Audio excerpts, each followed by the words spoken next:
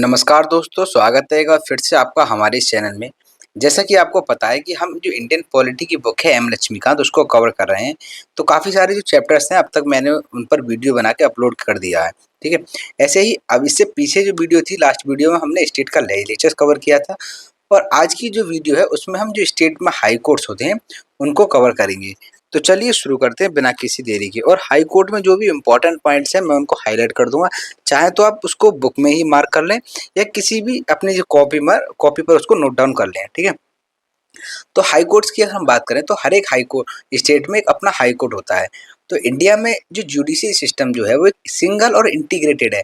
Single का मतलब ये है कि ऐसा नहीं है कि स्टेट के अपने अलग हाई कोर्ट्स हो और सेंटर का एक अपना अलग हो। देखो एक हमारे यहाँ जो हायरार्की बनी हुई है वो इस तरीके से बनी हुई है कि नीचे देखें तो देखो सबसे छोटे लेवल पर मुंसिफी या कचहरी कोर्ट्स होती हैं, फिर डिस्ट्रिक्ट लेवल पर डिस्ट्रिक्ट कोर्ट्स होता है, फिर हाई कोर्ट और हाई कोर्ट के ऊपर जो होता है वो सुप्रीम कोर्ट होता है, ठीक है? तो इंडिया में एक सिंगल और इंटीग्रेटेड जुडिशरी सिस्टम है। द हाई कोर्ट ऑपरेट्स सबसे ऊपर क्या होता है, हाई कोर्ट जो किसके नीचे होता है, अंडर होता है सुप्रीम कोर्ट के, बट अबव द सबऑर्डिनेट, लेकिन सबऑर्डिनेट कोर्ट्स होते हैं जैसे कि डिस्ट्रिक्ट कोर्ट्स वगैरह, इन सभी से ऊपर होता है हाई कोर्ट्स। इंडिया का जो जुडिशरी सिस्टम है, एक स्टेट में कौन कौन होता है, एक हाई कोर्ट होता है और हाई कोर्ट के अंडर जो होता है बहुत सारे जो सबऑर्डिनेट कोर्ट्स होते हैं। तो हाई कोर्ट जो है वो स्टेट में टॉप पोजिशन पर होता है। अब इंडिया में अगर हम बात करें ये हाई कोर्ट का जो सिस्टम है वो कब से शुरू हुआ है, तो ये ओरिजिनेट हुआ था, चालू हुआ है 1862 में। और पहली बार जो हाई कोर्ट जो सेटअप किया गया था कहाँ पर, कलकत्ता, बम्बई और मद्रास। अब यहाँ पर आपको ध्यान देने की जरूरत है, अभी मैंने बताया था कि ये तीन हाई कोर्ट्स थे, कौन कौन से, कलकत्ता, बम्बई और मद्रास के। ये तीन हाई कोर्ट्स पहले हाई कोर्ट हैं जिनको 1862 में स्थापित किया गया था, ठीक है? और अगर वहीं हम चौथा हाई कोर्ट की बात करें तो हो जाएगा इलाहाबाद का हाई कोर्ट, जो कि 1866 में एस्टैब्लिश किया गया था। तो ये प्री के पॉइंट से बहुत ही इंपॉर्टेंट हो जाता है कि पहले जो हाई कोर्ट है वो उनको स्थापित किया गया था 1862 में। कौन कौन से, कलकत्ता का, बम्बई और मद्रास के तीन हाई कोर्ट जो है वो बनाए गए थे, स्थापित किए गए थे। चौथा जो हाई कोर्ट जो था स्थापित किया गया था वो 1866 में, और कौन सा था, इलाहाबाद का हाई कोर्ट था। अब ब्रिटिश इंडिया में जितनी भी प्रोविंसेस थी उस समय पर ज़्यादातर सबके अपने अपने हाई कोर्ट जो है उस समय बन चुके थे। तो 1950 के बाद में क्या हुआ कि जो पहले प्रोविंसेस थे, मतलब पहले प्रोविंसेस में जो हाई कोर्ट थे, जो एग्जिस्टिंग कोर्ट्स थे उस समय पे प्रोविंसेस में, वही जो है उस स्टेट के हाई कोर्ट जो उनको बना दिया गया था। ऐसे सपोज करो उस समय पे कोई प्रोविंसेस या महाराष्ट्र की थी, तो महाराष्ट्र का जो हाई कोर्ट था तो 1905 में वो महाराष्ट्र का हाई कोर्ट जो है वो बना दिया गया उस स्टेट का।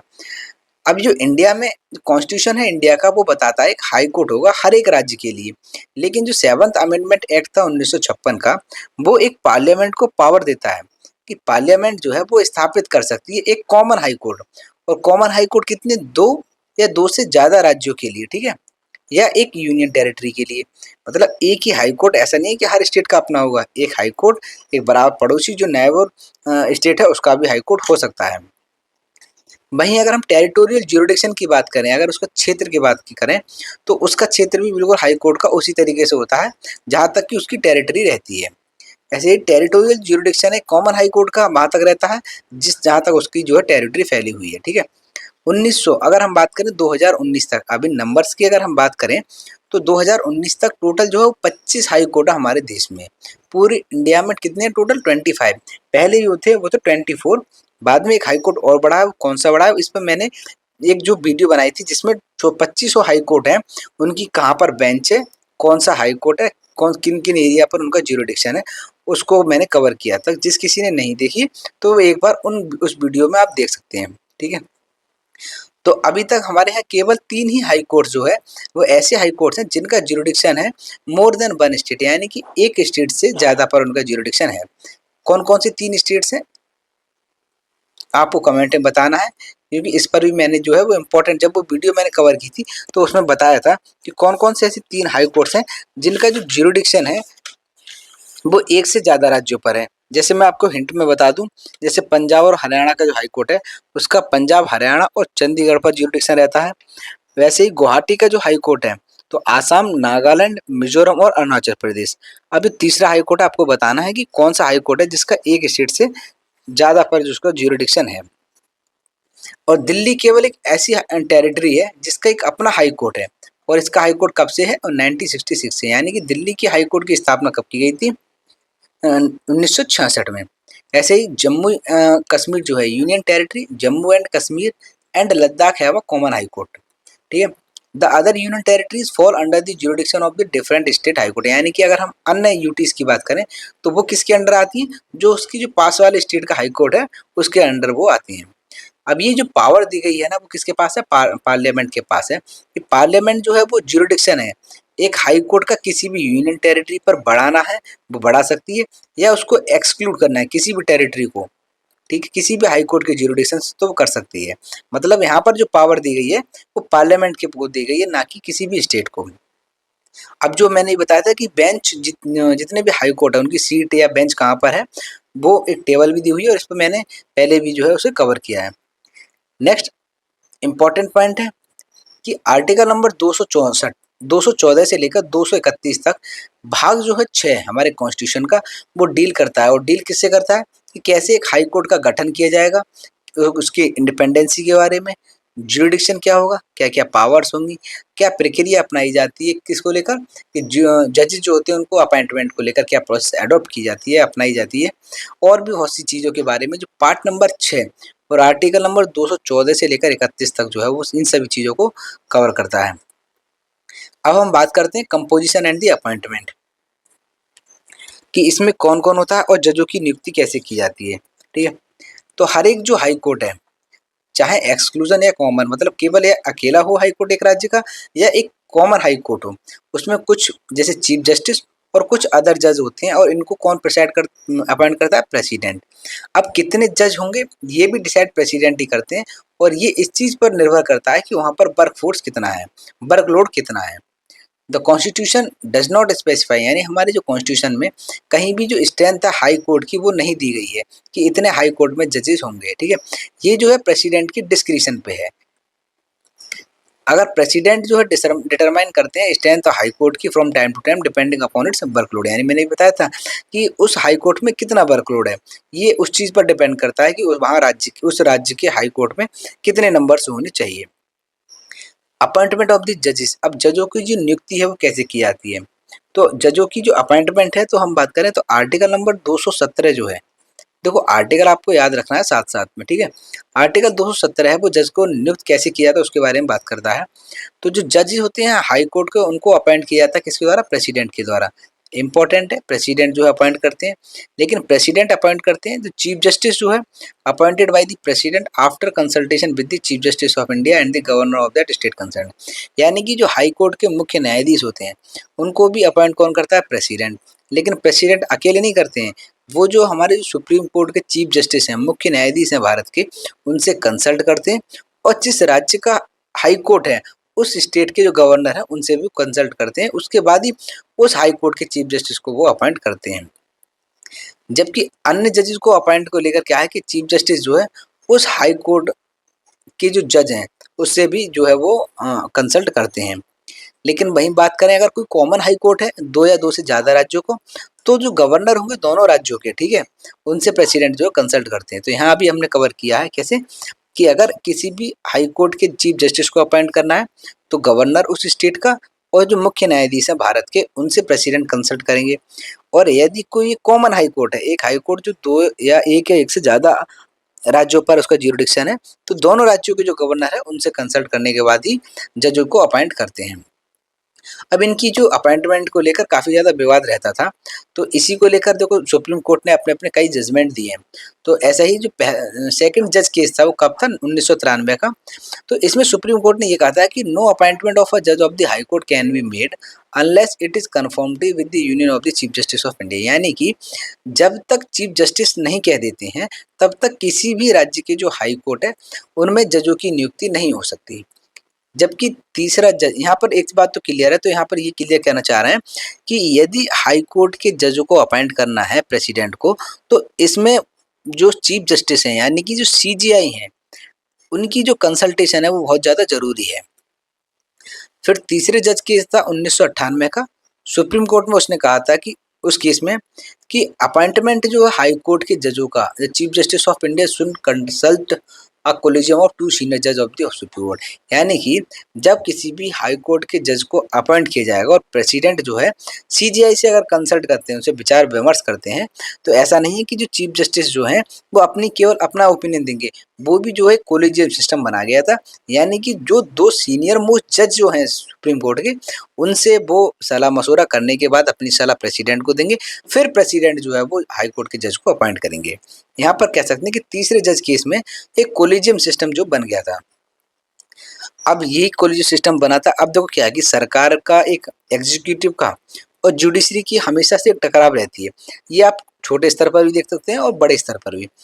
दोनों ही जो अपनी-अपनी एरिया में अपने आप को सुपीरियर मानते हैं। अब ऐसा ही हुआ था कि जब एनडीए की सरकार बनी थी तो 19वां संशोधन अधिनियम के द्वारा यानी कि 2004 में एक संशोधन किया गया था और उस संशोधन के माध्यम से एक कमीशन बनाई गई थी, नेशनल जुडिशियल अपॉइंटमेंट कमीशन। अब ये कमीशन जो है वो हमारे यहाँ जो पहले से सिस्टम था कोलिजियम सिस्टम, उसको ख़त्म करती है और उसकी जगह पर ये कमीशन आ जाती है। अब ये कमीशन तय करेगी कि सुप्रीम कोर्ट और हाई कोर्ट के जजों को नियुक्त कैसे किया जाएगा, ठीक है? तो एनजेएसी ये कमीशन बना दी गई थी। अब ये चीज़ देखी जाए तो 2015 में सुप्रीम कोर्ट ने ये डिक्लेयर कर दिया था कि जो 99वां संशोधन किया गया है और जो एनजेएसी कमीशन जो बनाई गई है, वो एक अनकॉन्स्टिट्यूशनल है और वॉइड है। और इसी तरीके से जो कोलिजियम सिस्टम था पहले का, वो दोबारा से ऑपरेटिव हो जाता है। यहाँ पर ये देखी जाए तो सुप्रीम कोर्ट ये क्लियर करना चाहता है कि देखो जुडिशरी जो है और एग्जीक्यूटिव दोनों ही जो अपने-अपने फील्ड में रहकर काम करेंगी। कोई किसी के फील्ड में एंटर करने की कोशिश ना करे। इसीलिए जो एनजेएसी कमीशन जो थी, उसको सुप्रीम कोर्ट ने क्या है अनकॉन्स्टिट्यूशनल घोषित कर दिया था।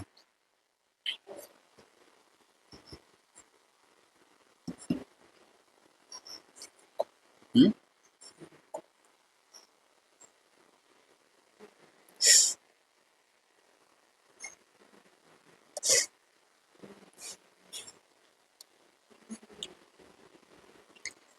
अब क्वालिफ़िकेशन, ओथ और सैलरीज़, एक जज की क्या क्वालिफ़िकेशन होना चाहिए यानी सुप्रीम कोर्ट के जज बनने के लिए क्या क्वालिफ़िकेशन?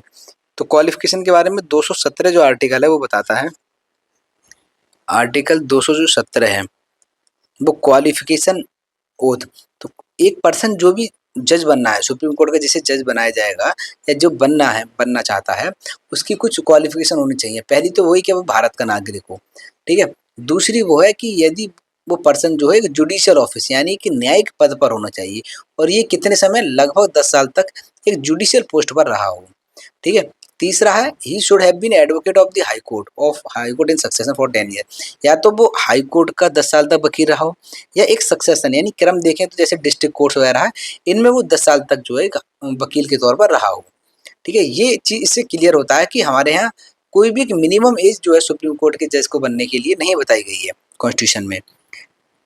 ना ही कोई एक प्रोविज़न है कि हमारे कॉन्स्टिट्यूशन में जो बताता हो कि हाई कोर्ट में कोई भी एक डिस्टिंग्विश्ड ज्यूरिस्ट की बात करता हो। जैसे सुप्रीम कोर्ट में हमने क्या देखा था कि एक ऐसा व्यक्ति जिसको कानून की समझ हो, एक एक्स्ट्रा ऑर्डिनरी नॉलेज हो उसके लॉ के बारे में, भारत की विधि के बारे में, तो उस व्यक्ति को भी जो है सुप्रीम कोर्ट का जज बनाया जा सकता है। लेकिन हाई कोर्ट के केस में ऐसा कोई प्रोविज़न नहीं है।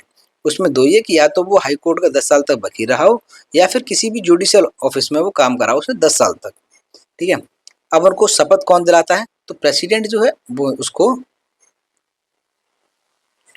तो जो भी पर्सन अपॉइंट बनाया गया है जज हाई कोर्ट का, तो अपने ऑफिस में एंटर करने से पहले उसे एक शपथ लेनी पड़ती है और शपथ कौन दिलवाता है? Governor of the state. Governor ही, ध्यान रहे कि गवर्नर शपथ दिलवाते हैं।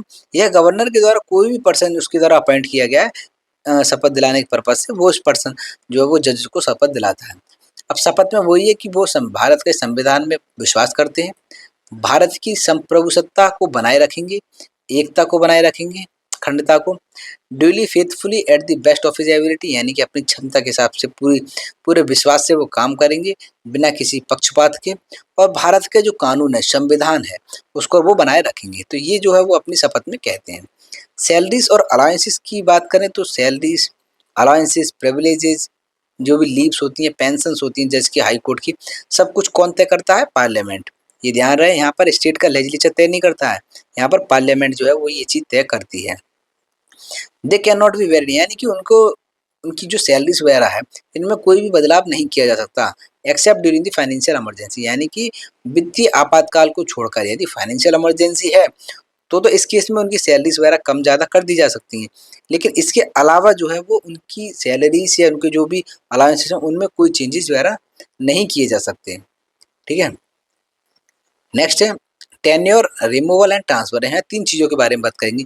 कितने समय के लिए अपॉइंट किए जाते हैं, कौन उन्हें हटा सकता है या एक हाई कोर्ट से दूसरे हाई कोर्ट में जो ट्रांसफ़र है, वो कौन कर सकता है। ठीक है? टेन्योर की बात करें तो अभी हमने पीछे देखा था कि कोई भी एक फिक्स्ड टेन्योर नहीं है जज का हाई कोर्ट के, ठीक है? कि जो बताता हो कि ये जो जज हैं वो कितने समय के लिए या इतने सालों के लिए अपॉइंट किए गए हैं। लेकिन इसके संबंध में 4 प्रावधान दे रखे हैं। पहला यही है कि he hold office until the age of 62 year, यानी कि जब तक वो 62 साल के नहीं हो जाते तब तक उस पद पर वो बने रहेंगे। तो एक मैक्सिमम एज पता लग गई इससे कि वो 62 ईयर है। पहले जो ये जो एज थी वो कितनी थी, 60 साल तक थी। इसको बढ़ाकर बाद में 62 कर दिया गया था। अगर एज से रिलेटेड यदि कोई भी डिस्प्यूट उठता है या क्वेश्चन अगर उठता है, तो प्रेसिडेंट जो है वो इसको चीज़ को डिसाइड करेंगे और प्रेसिडेंट किससे कंसल्ट करेंगे, सीजीआई से। ठीक है? नेक्स्ट है जो जजेस होते हैं वो रिजाइन कर सकते हैं अपने ऑफिस से, किसी भी समय रिजाइन कर सकते हैं और अपना जो रेजिग्नेशन लेटर है वो किसे देंगे, प्रेसिडेंट को। अब देखो यहाँ पर एक चीज़ नोटिस करने वाली है कि हाई कोर्ट के जजेस को शपथ कौन दिलवाता है, गवर्नर। लेकिन जो अपना रेजिग्नेशन लेटर है वो गवर्नर को ना देकर किसे देते हैं, सीधे प्रेसिडेंट को। तीसरा पॉइंट है उनको हटाया जा सकता है उसकी ऑफिस से, किसके द्वारा, प्रेसिडेंट के द्वारा, on the recommendation of parliament, यानी पार्लियामेंट की रिकमेंडेशन पर, उनकी सिफारिश पर प्रेसिडेंट ही जो है जज को हटा सकते हैं हाई कोर्ट के। और वो अपनी जब ही वैकेट हिज ऑफिस, या उसकी जो ऑफिस कब खाली हो जाती है, या तो कोई भी एक हाई कोर्ट का जो जज है वो सुप्रीम कोर्ट का जज बन जाता है, या उसको ट्रांसफर कर दिया जाता है एक हाई कोर्ट से दूसरे हाई कोर्ट में, तब जो है उस हाई कोर्ट में एक वैकेंसी क्रिएट हो जाती है। तो ये 4 प्रोविजंस हैं जो समय समय के लिए बताते हैं कितने समय के लिए जो जज हैं उनको अपॉइंट किया जाएगा। नेक्स्ट है रिमूवल ऑफ द जज। एक जज को कैसे हटाया जाता है, ठीक है? एक हाई कोर्ट के जो जज को केवल कौन हटा सकता है, प्रेसिडेंट। और प्रेसिडेंट भी किसकी रिकमेंडेशन, पार्लियामेंट के। तो प्रेसिडेंट जो कब इशू कर सकते हैं कि removal order only after an address by the parliament has been presented to him in the same session for such removal. अब यहाँ पर एक चीज इंपॉर्टेंट है, ये वर्ड दिया गया है सेम सेशन, यानी क्या है कि पार्लियामेंट को लगता है कि वो किसी भी जज को हटाना है, ठीक है? तो उसके संबंध में वो एक मोशन लेकर आते हैं और उस मोशन के एक रेजोल्यूशन लेकर आते हैं, प्रस्ताव। अब वो प्रस्ताव जो लाया गया है, सपोज करो अभी विंटर सेशन चल रहा है। अब ऐसा नहीं है कि जो प्रस्ताव लाया गया था विंटर सेशन में और इसको पास कर रहे हैं वो अगले समर सेशन में, ठीक है? समर सेशन में ऐसा नहीं है। अगर कोई भी रिजोल्यूशन रिजोल्यूशन विंटर अगर सेशन में लाया गया है तो इस विंटर सेशन में ही इसे पास किया जाएगा, तभी ये प्रेसिडेंट के पास पहुंचता है और प्रेसिडेंट उस ऑर्डर को इशू कर देते हैं तो जज हटाया जाएगा, अन्यथा उस जज को नहीं हटाया जा सकता है। और ये ऐसा कोई भी रिजोल्यूशन है वो पार्लियामेंट के दोनों सदनों के द्वारा, यानी कि लोकसभा और राज्यसभा के अलग अलग स्पेशल मेजोरिटी के द्वारा उसको पास किया जाएगा। अब ये स्पेशल मेजोरिटी क्या है कि उस सदन की जो टोटल मेंबरशिप है उसके लगभग 2/3 सदस्यों के द्वारा इसको पास किया गया हो, रिजोल्यूशन जो रिमूवल रिजोल्यूशन है उसको। अब ग्राउंड की बात करें किन किन आधारों पर उन्हें हटाया जा सकता है, तो 2 ग्राउंड दे रखे हैं। एक तो क्या है कि मिसबिहेवियर और दूसरा है इनकैपेसिटी। इन 2 ग्राउंड पर ही एक जज को हटाया जा सकता है, ठीक है? और जज को हटाने की, यानी कि सुप्रीम कोर्ट और हाई कोर्ट के जज को हटाने की जो प्रक्रिया है ना, वो प्रोसेस है बिल्कुल सेम है, कोई भी डिफरेंट प्रोसेस नहीं है। इसको लेकर एक एक्ट बना हुआ है जिसका नाम है जज इंक्वायरी एक्ट 1968। अब ये जो जज इंक्वायरी एक्ट है ये रेगुलेट करता है कि कैसे एक हाई कोर्ट के जज को इम्पीच किया जाएगा, यानी उस पर महाभियोग चलाया जाएगा। तो देखो देखते हैं कि यदि ऐसा कोई मोशन है और लाया जाता है इस संदर्भ में, तो लोकसभा में अगर लाया गया तो उसके कम से कम 100 मेंबर ने उस पर सपोर्ट किया हो, और अगर राज्यसभा में वो लाया गया तो 50 मेंबर ने उसको सपोर्ट किया हो। फिर अगर वो सपोर्ट करने के बाद वो देते हैं किसे, स्पीकर को या चेयरमैन को वो दे सकते हैं। अब ये उन पर निर्भर करता है कि वो इस चीज़ को एक्सेप्ट करें या इसको रिफ्यूज़ करें। अगर वो एक्सेप्ट कर लेते हैं, यदि इस लोकसभा में आया है तो स्पीकर इस चीज़ को अगर एक्सेप्ट कर लेते हैं, फिर वो एक 3 मेंबर की कमेटी बनाते हैं, ठीक है? 3 मेंबर की एक कमेटी बनाई जाएगी और ये कमेटी जो है वो इन्वेस्टिगेट करेगी कि उस जज पे जो-जो चार्ज लगाए गए, जो-जो आरोप लगाए गए हैं, उनको ये इन्वेस्टिगेट करती है। अब इस कमेटी में कौन-कौन होगा, तो मेन इस कमेटी में या एक तो चीफ जस्टिस हो सकते हैं सुप्रीम कोर्ट के, ठीक है? या chief justice of the high court, और एक है डिस्टिंग्विश्ड ज्यूरिस्ट। अब यहाँ पर जो ये प्रोविजन है, इसमें क्या है कि या तो चीफ जस्टिस खुद हो सकते हैं या सुप्रीम कोर्ट का कोई भी एक जज हो सकता है, ठीक है, इस कमेटी में। और चीफ उस हाई कोर्ट के जिस हाई कोर्ट का जज के अगेंस्ट ये मोशन लाया गया है, रेजोल्यूशन पास किया गया है, तो उस चीफ जस्टिस होंगे एक हाई कोर्ट के, और एक डिस्टिंग्विश्ड ज्यूरिस्ट पर्सन होगा। तो ये 3 मेंबर होते हैं, ये जो चार्जेस को इन्वेस्टिगेट करते हैं। अगर ये कमेटी ये पाती है कि भाई जो गिल्टी है, और गिल्टी किसका है, मिसबिहेवियर या इनकैपेसिटी, इन 2 ग्राउंड हैं। इन्हीं 2 ग्राउंड के आधार पर ही उन्हें हटाया जा सकता है। फिर वो मोशन को आगे कहते हैं सदन में, भाई इस पर आगे की जो प्रोसेस है वो चालू की जाए। नेक्स्ट पॉइंट है, जब मोशन पास कर दिया जाता है दोनों सदनों के द्वारा पार्लियामेंट के और एक स्पेशल मेजोरिटी के द्वारा, फिर वो लाया जाता है प्रेसिडेंट के पास, और प्रेसिडेंट जो इशू कर देते हैं एक ऑर्डर उसको रिमूव करने का। तो इससे ये तो क्लियर होता है कि जो इम्पीचमेंट प्रोसेस होती है जज ऑफ द हाई कोर्ट की, वो बिल्कुल सेम है जैसे एक सुप्रीम कोर्ट के जज को हटाया जाता है। लेकिन अभी तक कोई भी जज जो है, ना ही सुप्रीम कोर्ट का और हाई कोर्ट का, इस प्रोसेस से अभी तक वो हटाया गया है। नाउ नेक्स्ट बात करते हैं हम ट्रांसफर ऑफ द जज। एक जज को ट्रांसफर करा जाता है, और ट्रांसफर कहाँ, एक हाई कोर्ट से दूसरे हाई कोर्ट में। जब ट्रांसफर किया जाता है एक जज को एक हाई कोर्ट से दूसरे हाई कोर्ट में, वो कब किया जाएगा, जब चीफ जस्टिस सीजीआई जो है उससे कंसल्ट कर ली जाएगी उसके बाद ही। और कौन करता है, प्रेसिडेंट। तो प्रेसिडेंट जो है पहले सीजीआई से कंसल्ट करते हैं, उसके बाद ही जज को ट्रांसफर करते हैं। अब जब जब कभी भी एक जो जज ट्रांसफर किया जाता है, तो उसकी जो सैलरीज वगैरह होती है वो सब कुछ दी जाती है, साथ में उसे कंपनसेटरी अलाउंसेस भी दिए जाते हैं। और ये कंपनसेटरी अलाउंस कितने होंगे, वो सब फिक्स किए जाएंगे पार्लियामेंट के द्वारा। 1977 में सुप्रीम कोर्ट ने ये कहा था कि जो ट्रांसफर किया जाएगा एक हाई कोर्ट के जज का, वो केवल केवल एक्सेप्शनल मेजर, मतलब ऐसा नहीं है कि पब्लिक इंटरेस्ट में ही किया जाएगा, ना कि वे ऑफ पनिशमेंट। जैसे सपोज करो कोई भी हाई कोर्ट का एक जज है, अगर वो सरकार के अगेंस्ट यदि कोई भी जजमेंट देता है और सरकार को ऐसा लगता है कि भाई इसने जो अपनी जो रूलिंग्स वगैरह दी हैं वो उसके हिसाब से नहीं है, तो ऐसा नहीं है कि वो प्रेसिडेंट से कहें कि भाई इसको ट्रांसफर कर दो, ऐसा नहीं हो सकता। केवल केवल पब्लिक इंटरेस्ट में किया जाएगा। फिर अगेन 1900, भाई देखो जुडिशरी और एग्जीक्यूटिव में ना टकराव हमेशा बना रहता है, और ये आप देखोगे ज़्यादातर इसमें। 1994 में सुप्रीम कोर्ट ने ये कहा था कि जो ट्रांसफर जब किया जाता है प्रेसिडेंट के द्वारा, तो ये एक जो स्टेप है वो एक पार्ट है जुडिशियल रिव्यू का। यानी कि इस पर ये चेक किया जाएगा कहीं ऐसा तो नहीं है कि आर्बिट्रेरीनेस, मतलब एक तरफा या अपनी मर्जी के हिसाब से प्रेसिडेंट जो है ट्रांसफर कर रहे हैं जज के, ठीक है। लेकिन ये कब जुडिशियल रिव्यू का पार्ट बनेगा, जब जिस जज को ट्रांसफर किया गया है वो खुद ही इस चीज़ को चैलेंज करता है सुप्रीम कोर्ट में, तब जो है सुप्रीम कोर्ट उस पर रिव्यू करेगा। तीसरे जज केस जो है 1998 का, सुप्रीम कोर्ट ने कहा है कि यदि ट्रांसफर किया जाता है एक हाई कोर्ट का जज, तो chief justice of India consult करेंगे in addition to the collegium of 4। यानी कि ऐसा नहीं है कि केवल जो चीफ जस्टिस अकेले ही अपना ओपिनियन दे देंगे प्रेसिडेंट को। वो जो कोलिजियम सिस्टम जो बनाया गया है, यानी कि 4 जजेस जो बनाए गए हैं कोलिजियम में, उनसे कंसल्ट करेंगे और उसी के बाद ही प्रेसिडेंट को वो अपना ओपिनियन देंगे कि हाँ उस जज को ट्रांसफर किया जाए।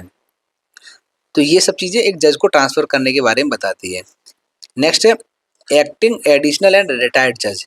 यानी कि एक्टिंग जज कौन से होते हैं, एडिशनल जज और रिटायर्ड जज, इनको कब कब अपॉइंट किया जाता है। तो आर्टिकल नंबर जो 223 है, आर्टिकल नंबर 223 ये बताता है एक्टिंग चीफ जस्टिस। अब देखो यहाँ वर्ड से क्लियर है, एक्टिंग यानी कि एक ऐसा पर्सन जो कि चीफ जस्टिस नहीं है लेकिन उसको अपॉइंट किया गया है कि वो एक चीफ जस्टिस के तौर पर एक्ट करे।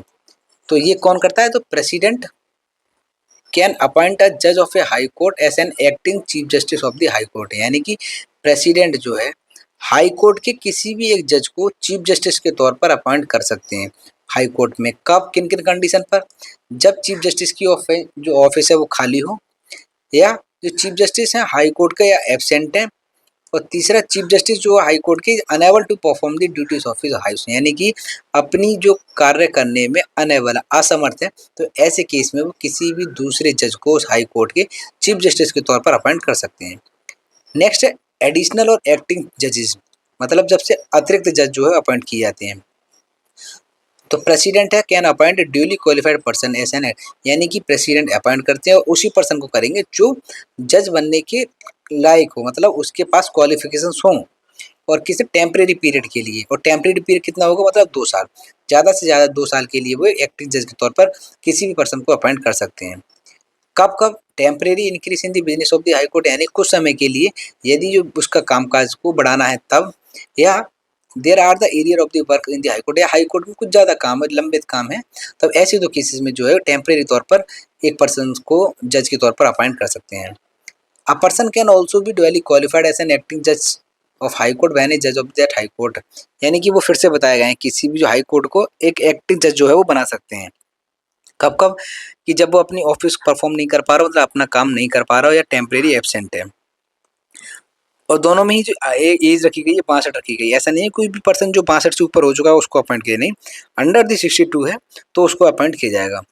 नाउ नेक्स्ट है रिटायर्ड जज, यानी कि जो जज रिटायर हो चुके हैं उनको भी जो है अपॉइंट किया जाता है जज के तौर पर। तो किसी भी समय जो चीफ जस्टिस हैं हाई कोर्ट के of the state can request a retired जज of that high court any और any other high court to act as a जज of the high court of the state for a temporary period, यानी कि जो एक high court के chief justice हैं वो या तो अपने खुद राज्य के कोई भी एक रिटायर्ड जज हैं, या किसी भी दूसरे राज्य के हाई कोर्ट का जो रिटायर्ड जज है उससे वो कंसल्ट उससे कह सकते हैं कि भाई टेम्परेरी पीरियड के लिए उसे वो अपने हाई कोर्ट में अपॉइंट करना चाहते हैं। पहले उससे परमिशन ली जाएगी, ठीक है, और परमिशन केवल उसी जज से नहीं ली जाएगी, इससे पहले प्रेसिडेंट से भी, जो previous consult of the president, यानी कि प्रेसिडेंट से भी परमिशन ली जाएगी और उस पर्सन से भी, तभी उस आगे की जो काम कार्रवाई है वो की जाती है। सच अ जज इज एंटाइटल्ड, और ऐसा व्यक्ति जो जज बनाया गया है, मतलब रिटायर्ड जज को एक कुछ समय के लिए अगर जज के तौर पर नियुक्त किया गया है तो उसके जो अलाउंसेस वगैरह है वो सब कौन तय करता है? प्रेसिडेंट। और जब वो व्यक्ति जज बन जाता है तो उसको सभी जो पावर्स होती हैं एक हाई कोर्ट के जज की, या जो प्रिविलेज होते हैं वो सब भी उसे दिए जाते हैं। नेक्स्ट है, अब जो यहाँ तक तो हमने अभी कवर कर लिया, ठीक है। नेक्स्ट वीडियो में हम कवर करेंगे जो इंडिपेंडेंस है ऑफ द हाई कोर्ट, यानी कि जो न्याय की हाई कोर्ट्स हैं उनकी निष्पक्षता, स्वतंत्रता के बारे में बात करेंगे। ज्यूरिडिक्शंस और पावर क्या होती हैं हाई कोर्ट की, ठीक है। जैसे कि हमने सुप्रीम कोर्ट में पढ़ा था कि ओरिजिनल ज्यूरिडिक्शन, रेड ज्यूरिडिक्शंस, तो उन सभी के बारे में, ठीक है। तो ये 2 टॉपिक्स रह गए हैं, उसको हम नेक्स्ट वीडियो में कवर करेंगे। यहाँ तक कि अब तो हमने कंप्लीट किया है ये आधी वीडियो, मतलब आधा चैप्टर। कैसा लगा आपको को हमें कमेंट में ज़रूर बताओ। साथ ही साथ चैनल को अगर अच्छा लग रहा है, मैं जितनी कोशिश हो पाती है वो लाइन बाय लाइन आपको एक-एक पॉइंट क्लियर करके चलता हूँ, ताकि आपको इसे पढ़ने में मतलब कोई प्रॉब्लम वगैरह ना हो, ठीक है। तो कैसी लगी वीडियो कमेंट में ज़रूर बताओ। साथ ही साथ चैनल को लाइक, सब्सक्राइब एंड शेयर ज़रूर करें। Thank you.